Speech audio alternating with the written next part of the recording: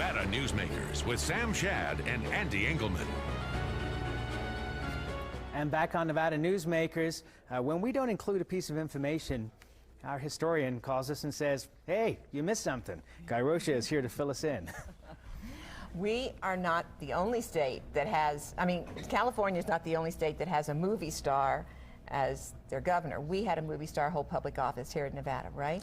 We did, and that's the point that we had a gentleman by the name of Rex Bell, kind of an action hero, cowboy figure from the 20s and 1930s, who ran for Congress and lost in 1944, but was our lieutenant governor from 1955 until he died running for the governor's office in 1962 against Grant Sawyer, and having a real good chance of beating Grant Sawyer in that year.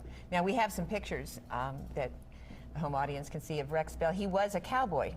Was a cowboy star. Cowboy star. He had Western wear clothing stores both in Las Vegas and Reno. He had and that's a picture of his wife. Clara Bow, the it girl. The it girl. By the way, may I point out, for the people listening to KOH right now, you will not be seeing these pictures. Right, okay. Thank you. Just want to point Difficult on radio, yes. And Clara Bow, the it girl, stood for sex back in the 20s, the 1920s, and that's when she was a really big star and considered quite sexy. She was a babe. She was a babe. I'll take your word. So they meet up together on a movie set, True to the Navy in 1930. They elope in 1931. He has a ranch in the Searchlight area south of Las Vegas. And there's a picture of them together. Yes, there they are.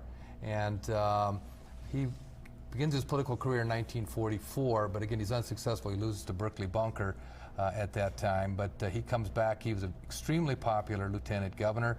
He was kind of our ambassador to the nation. He'd be at the El Dorado Parade, Reno Rodeo Parade, Nevada Day Parade, Palomino Horse, beautiful silver saddle, and all the rest of that. I think this is some campaign material. Yes, there's Lieutenant Governor. I love you, Governor. Okay, well now the big question is, you know, he was popular, but was he effective?